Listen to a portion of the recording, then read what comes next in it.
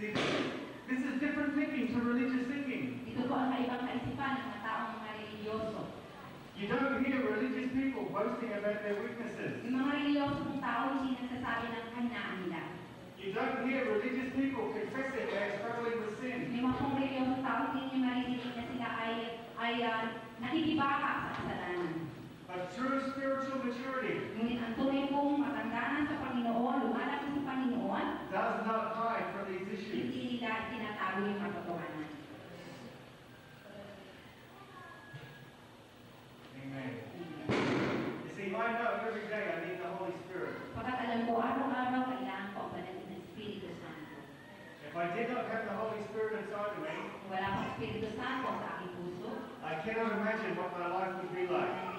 kayang isipin ang aking magiging buhay. Maybe I'm already divorced. Siguro, naghiwalay na ako sa asawa ko. I don't know. Ano? Wala. It's only the Holy Spirit inside of me that keeps me living like a Christian. Ang Espiritu Santo lamang ang tinutulong sa akin kung bakit buhay ng Kristiyano tunay. You know, sometimes I think if it was not for the Holy Spirit inside of me, I'd become crazy. Yeah. Kung wala pang Espiritu Santo sa puso ko, siguro siraulo na ako. See, my wife thinks I'm already crazy.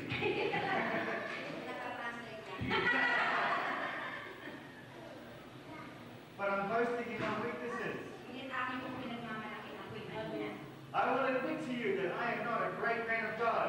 Sinasabi ko sa inyo, hindi po ako takilang anak ng Diyos. I have weaknesses every day. Meron akong mga kahinaan. I experience temptations every day. Nakakaranas ko ng mga tukso araw-araw. I experience frustrations. Nakakaranas ko ng mga pagkabigo. I've got issues at work I have to deal with. Meron po ako ng problema sa aking sarili na aking dapat kong harapin. I have issues at home I have to deal with. Meron po akong problema sa bahay na dapat kong harapin. But I know with the grace of God working in me, Ngunit dahil alam ko po na ang biyaya ng Diyos ang gumagawa sa akin, everything can be worked together for the good. lahat po ay magiging mabuti, ay kabubuti. Okay, let's turn Acts chapter 3, verse 19. Acts chapter 3, mga gawa. Yeah, Acts chapter 3. Acts chapter 3, verse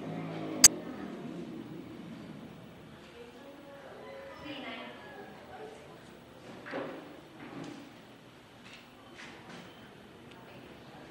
I just want you to understand this morning Nais ko pong maunawaan niyo sa umaga.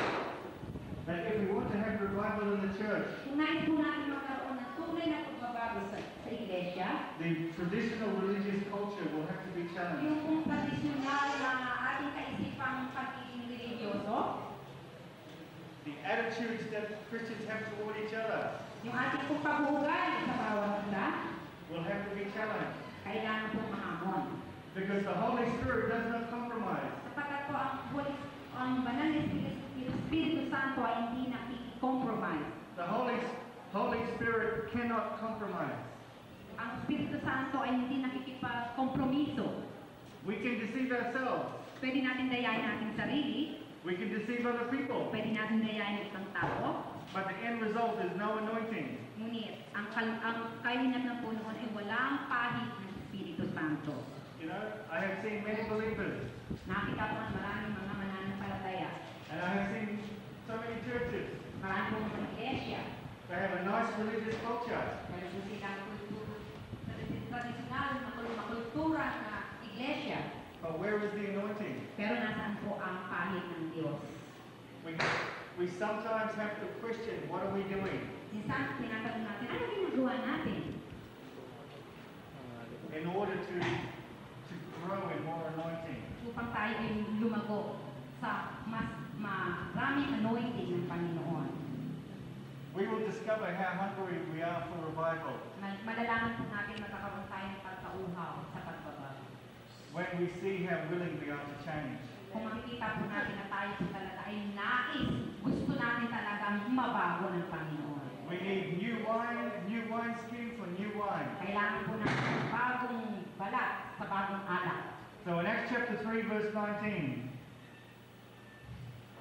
it says, "Repent therefore and be converted, that your sins may be blotted out, so that times of refreshing may come from the presence of the Lord." Sabi po sa verse 19, kaya mga sisi